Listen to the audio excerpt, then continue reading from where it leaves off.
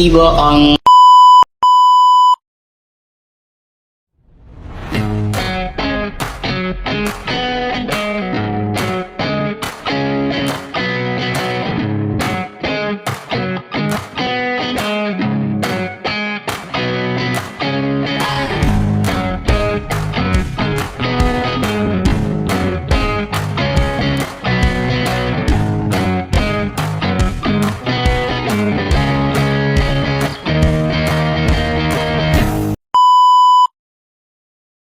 Halo semuanya, perkenalkan nama saya Eranita Krismas Limbongan dengan NIM terakhir 018 dari kelas B.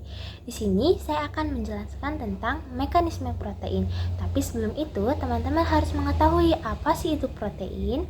Nah, protein adalah molekul besar dan kompleks yang memainkan peran penting dalam hampir semua proses biologis. Sebagian besar tubuh terbuat dari protein dan protein-protein ini memiliki banyak sekali bentuk. Protein-protein ini merupakan reseptor sinyal sel, molekul sinyal, anggota struktural, enzim, komponen pengantar intraseluler, perancang matriks ekstraseluler, pompa ion, saluran ion, pengangkut oksigen dan CO2 atau hemoglobin. Nah, itu bahkan belum merupakan daftar lengkapnya loh. Nah, juga ada protein dalam tulang atau kolagen, otot, dan tendon. Nah, hemoglobin yang mengangkut oksigen dan enzim yang mengkatalisis semua reaksi biokimia. Protein juga digunakan untuk pertumbuhan dan perbaikan. Di antara semua fungsi penting ini, protein juga memiliki potensi yang berfungsi sebagai sumber bahan bakar metabolisme. Protein tidak disimpan untuk digunakan nanti, jadi protein berlebih harus diubah menjadi glukosa atau trigliserida dan digunakan untuk memasuki energi atau membangun cadangan energi. Selanjutnya, kita harus tahu juga apa sih itu mekanisme protein. Nah, mekanisme protein adalah cara atau proses bagaimana protein berfungsi dalam tubuh atau sistem biologis. Nah, mekanisme protein mengacu pada serangkaian proses kompleks di dalam sel yang menghasilkan protein. Protein memiliki berbagai peran seperti sebagai enzim, transportasi, pengatur, hingga pertahanan tubuh. Nah, mekanisme ini bergantung pada struktur dan interaksi protein dengan molekul lain. Baik, selanjutnya ada diagram mekanisme protein. Di sini ada pencernaan dan juga penyerapan, di mana protein dari makanan dipecah melalui proses pencernaan di lambung dan juga usus. Nah, enzim utama dalam pencernaan protein ada 3. Yang pertama ada pepsin yang terletak di lambung, berfungsi sebagai memecah protein menjadi peptida. Yang kedua ada tripsin dan yang ketiga ada kimotripsin. Itu dua-duanya terletak di pankreas. Dia itu berfungsi sebagai melanjutkan pemecahan peptida menjadi asam amino bebas. Selanjutnya, penyerapan asam amino merupakan hasil pencernaan yang masuk ke aliran darah melalui usus halus. Selanjutnya, di sini juga kita bisa melihat di transportasi asam amino dalam tubuh. Ini setelah masuk ke dalam darah, asam amino memiliki beberapa kemungkinan jalur. Yang pertama masuk ke jaringan tubuh untuk sintesis protein atau metabolisme lainnya. Yang kedua dibawa ke hati untuk diolah lebih lanjut, dan yang ketiga dapat dikembalikan ke darah jika diperlukan oleh sel lain. Selanjutnya, ketika dia berada di dalam hati, asam amino ada terbentuk dalam 2 bentuk. Yang pertama ada asam amino ekstraseluler, itu di tempatnya di luar sel hati, berfungsi untuk bisa masuk kembali ke darah atau ke dalam sel hati.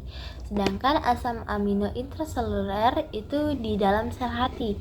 Dia siap digunakan untuk berbagai proses metabolik. Nah, selanjutnya ada metabolisme asam amino dalam hati. Setelah berada di dalam sel hati, asam amino bisa mengalami beberapa proses jalur. Yang pertama ada sintesis protein baru, di mana asam amino dapat digunakan untuk membentuk protein baru yang penting untuk enzim, hormon, struktur sel, misalnya kolagen dan keratin, transportasi protein, misalnya hemoglobin dan albumin. Selanjutnya yang kedua ada pembentukan senyawa nitrogen lain. Sebagai asam amino digunakan untuk menghasilkan senyawa nitrogen lain seperti neurotransmitter atau dopamin dan serotonin, hormon misalnya adrenalin atau tiroksin, dan asam nukleat seperti DNA dan juga RNA. Selanjutnya yang ketiga ada katabolisme asam amino menuju pada pembentukan asam amino. Yang ketiga ada katabolisme asam amino menuju pembentukan asam keto dan NH3. Dimana jika tubuh tidak membutuhkan protein tambahan, asam amino akan dipecah melalui proses deaminasi.